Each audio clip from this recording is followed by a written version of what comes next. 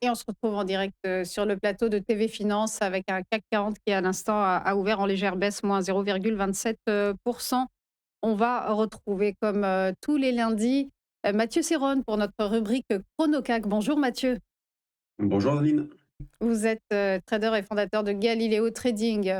Le CAC 40, on le disait, tout à l'heure, a terminé la semaine en trombe avec un nouveau pic, dépassant pour la première fois les 8 500 points, sur fond de revers cinglant pour la politique, commerciale agressive de Donald Trump, jugée illégale par la Cour suprême américaine, vendredi.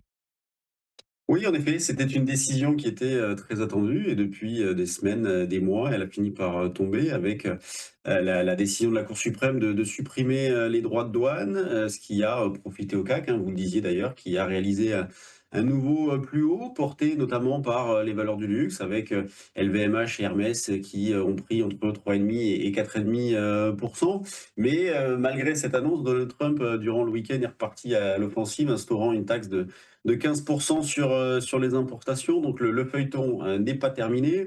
Dans ce contexte-là, eh bien, ce que l'on analyse sur les marchés, c'est toujours globalement beaucoup d'hésitations sur les indices et une très forte volatilité sur les valeurs. Et c'est là où, sur le CAC par exemple, sur la valeur du CAC, on a trois catégories de valeurs dans le contexte actuel. Certaines qui ne font que monter, je pense notamment à Engie, aux valeurs bancaires, à Arcelor, d'autres qui ne font que baisser. Stellantis, Dassault en sont de bons exemples. Et puis, vous avez une autre catégorie de valeurs qui ne font rien, qui sous-performent. Je pense notamment à Hermès, à Sanofi, pourtant des poids lourds de la cote. Et c'est là où c'est assez paradoxal. On voit un indice au plus haut, battre même des records, et vous avez des divergences qui sont gigantesques sur les valeurs. Moi, de mémoire, j'ai jamais vu ça.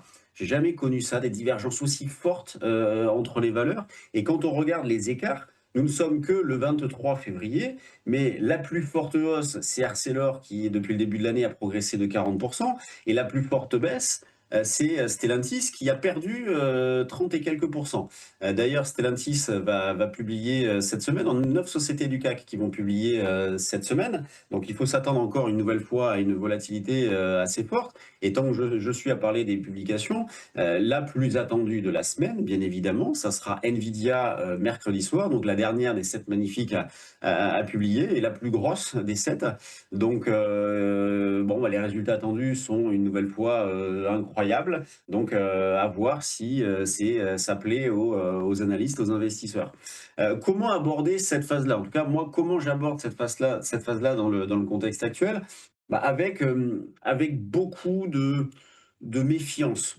Malgré un CAC au plus haut, malgré de nouveaux records, ce que l'on constate ailleurs, en Allemagne avec le DAX et aux États-Unis avec, par exemple, le SP 500, mais valable également sur le Nasdaq, on a des indices qui calent, qui sont à bout de souffle. Quand on prend par exemple le SP 500, on évolue entre les mêmes bornes depuis environ 4 mois. Si on regarde ce qui se passe depuis mi-octobre, eh bien, on évolue la plupart du temps entre zone basse 6750, zone haute 7050, et on a une phase là de porte de saloon entre ces mêmes bornes-là. Donc, on a vraiment des marchés qui sont dans l'attente de catalyseurs.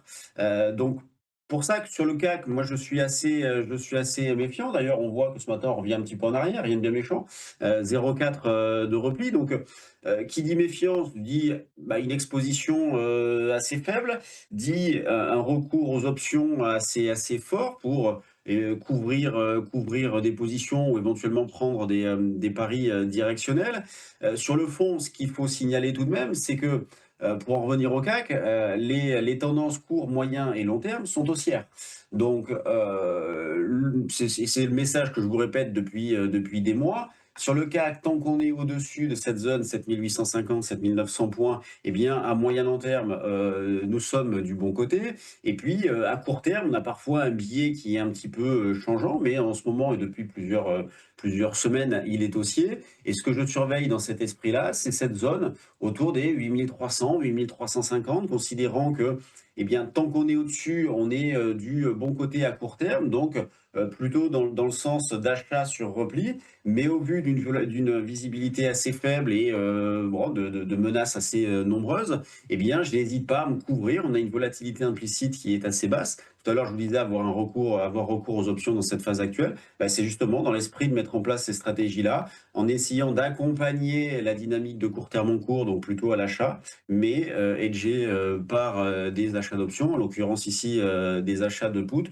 pour fermer le risque au cas où. Ce que j'ai également fait la semaine dernière, c'est de monter des puts synthétiques, où là c'est la stratégie un petit peu inverse, c'est-à-dire achat de call pour vendre des futurs, mais la philosophie reste la même. Donc pour l'instant, eh bien, un CAC qui est bien orienté, hein, à court, moyen, long terme, on reste du bon côté. On a eu une nouvelle impulsion ici, donc la résistance du 1350-400 a été franchie. Et à court terme, je surveille une zone autour des 8300 points pour envisager un warning à court terme si jamais on venait à casser cette zone-là. Merci beaucoup, Mathieu Serron, pour votre décryptage. Belle journée à vous. Merci, bonne journée. On va se retrouver après une nouvelle pause, avec, les market movers. Ce sera, avec Bernard Paz-Desclaux. À tout de suite.